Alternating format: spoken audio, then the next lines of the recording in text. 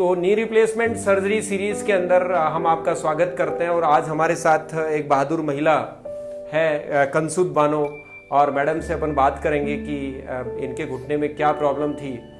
और सबसे पहले मैं आपको ये बताना चाहूँगा कि देखिए नी रिप्लेसमेंट सर्जरी को हिंदी में घुटना प्रत्यारोपण ऑपरेशन कहा जाता है। प्रत्यारोपण का मतलब होता है कि एक अंग का दूसरे अंग के साथ ट्रांसफर कर दिया जाना। तो वास्तव में अपन प्रत्यारोपण शब्द जैसे अपन heart transplant, lung transplant, renal transplant, liver transplant, इन शब्दों का नाम सुनते हैं और उसी तरीके से अपन घुटना ट्रांसप्लांट का भी एक सामान्य भाषा में अर्थ ये निकाल के रखते हैं कि इसके अंदर भी एक नया अंग लगा दिया जाएगा या नया घुटना लगा दिया जाएगा।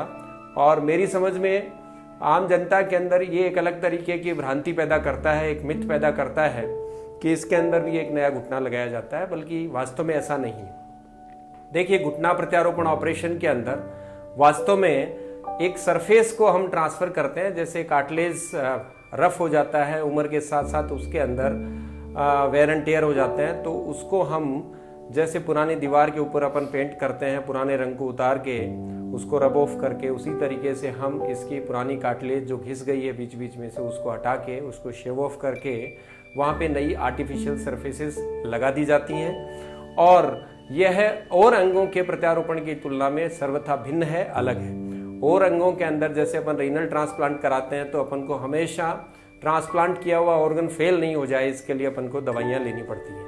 पर घुटना प्रत्यारोपण ऑपरेशन के अंदर नी रिप्लेसमेंट कराने के बाद आप जो पहले दवाइयाँ ले रहे थे उनसे भी आपका पीछा छूट जाता है और आपको दवाइयों की जरूरत ही नहीं पड़ती।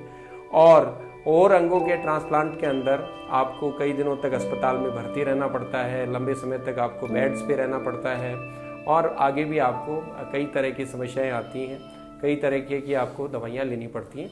परंतु कंसुद बानो मैडम से अगर आप मिलेंगे तो आपको ये लगेगा कि ये बिल्कुल सामान्य ऑपरेशन है और इस ऑपरेशन के परिणाम जो है वो बेहतरीन आते हैं। कंसुद बानो मैडम आप कहाँ की रहने वाली हैं? कठे गाँव थे? बीचरी कठे है,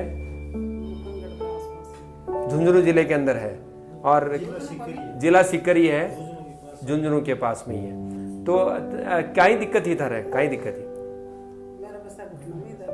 कितने साल से था? 3 साल से। क्या हुआ था इसके अंदर? आपने कभी फिर चलने फिरने में परेशानी होने लग गई? काम करती रही, कूड़ा कड़ा फिर आपको कैसे पता लगा कि मुझे घुटना प्रत्यारोपण ऑपरेशन कराना चाहिए? फिर एक्सरे करवाया ना, फिर आपको डॉक्टरों ने बताया कि आपको घुटना बदलवाना पड़ेगा। तो घुटना बदलवाने के ऑपरेशन का नाम आपने सुना तो आपको लगा होगा कि तो बहुत बड़ा काम है, बहुत बड़ा ऑपरेशन है, ऐसा लगा? डर लगा, पर बाद 12 महीने निकाल दिया आपने डरते डरते। फिर आपको धीरे धीरे लगा कि नहीं मुझे ये कराना ही पड़ेगा।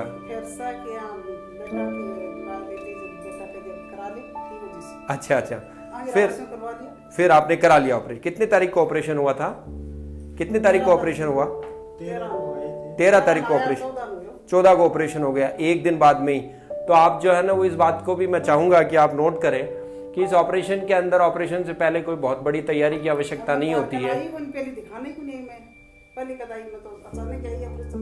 अच्छा, तो इसके अंदर आपको जो है ना वो जैसे ही आप हॉस्पिटल के अंदर आएंगे एक दिन की मुश्किल से प्री ऑपरेटिव इन्वेस्टिगेशंस होते हैं और उसके बाद में पेशेंट को ऑपरेट कर दिया जाता है। तो आपका ऑपरेशन कितने तारीख को हुआ? फिर इसी महीने की 13 तारीख को आप भर्ती हुए, आज 17 तारीख है, 4 दिन पहले ये भर्ती हुए थे 13 तारीख को और 14 को इनका ऑपरेशन हुआ। 14 तारीख को ऑपरेशन सुबह हुआ कि शाम को हुआ आपका? शाम को 4 बजे ऑपरेशन हो गया। और उसके बाद में आपको दूसरे दिन जो है ना वो क्या लगा? ऑपरेशन के बाद में क्या लगा? दूसरे दिन पट्टी खुली। हाँ, ऑपरेशन की रात और सुबह फिरबा करी का मतलब मैं आपको बताना चाहूंगा। फिरबा करी का मतलब मैडम ये कहना चाह रही हैं कि मैं चलना स्टार्ट कर दिया। तो दूसरे दिन आप आराम से बिना किसी सहारे के और बिना ऐसे टॉयलेट। और ये बात मैं आपको बताना चाहूंगा कि देखिए नी रिप्लेसमेंट सर्जरी इतनी सिंपल है कि इसके 12, 13, 14 घंटे के बाद ही पेशेंट जो है ना वो अपने आप बिना किसी सहारे के इंडिपेंडेंटली चलना शुरू कर देता है और उसको किसी भी तरीके की कोई परेशानी नहीं होती। अभी भी आप अगर जो है ना इस वीडियो के अंदर भी आप सामान्यतः आपने नोट करा होगा कि किसी भी बड़े ऑपरेशन के बाद में, बड़ी सर्जरी के बाद में बड़े प्रोसीजर के बाद में मरीज और जो है वो डॉक्टर आपको कुर्सी पे बैठे हुए मिलेंगे, लेकिन मैडम मेरे साथ खड़े होके ये शूटिंग करा रही है और आपको चल के भी दिखाएंगे। चल के दिखाइए मैडम जरा। और आप ये नोट करेंगे कि देखिए इनके हाथ के अंदर कोई वॉकर, कोई स्टिक, कुछ भी सहारा इनके हाथ में नहीं है।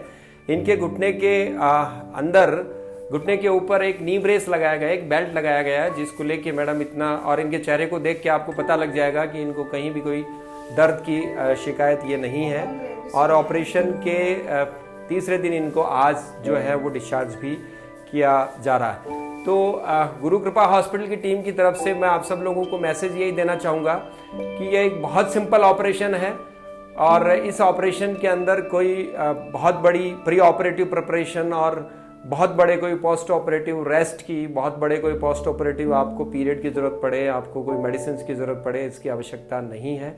और खुद कंसूद बानो मैडम इसका जीता जागता उदाहरण है और हम लोग सब लोगों को ये मोटिवेट करता है। पेशेंट्स को भी ऑब्वियसली मोटिवेट करेंगी और हम लोगों को भी इस तरह के हाईली मोटिवेटेड पेशेंट होते हैं तो हम लोगों को भी बहुत अच्छा लगता है। हमें भी ये लगता है कि हम लोगों ने बहुत अच्छा काम किया और उसी का नतीजा है कि हमारा पेशेंट इतना खुश होके और हमें ब्लेसिंग्स देके अपने घर पे जा रहे हैं। तो नी रिप्लेसमेंट सर्जरीज के बारे में जो है वो मैं आप लोगों को यही कहना चाहूँगा कि इसके जो मिथ्स हैं कि बड़ा ऑपरेशन है, इसके अंदर बहुत बड़ी तैयारी की ज़रूरत है, बहुत बड़े हॉस्पिटल्स की ज़रूरत है और बहुत बड़े इक्विपमेंट्स की ज़रूरत है। नहीं, नी रिप्लेसमेंट सर्जरी बिल्कुल सिंपल ऑपरेशन है और इस ऑपरेशन से बेहतरीन रिजल्ट जो है मेडिकल साइंस में मैं ये नहीं समझता कि किसी और के अंदर है।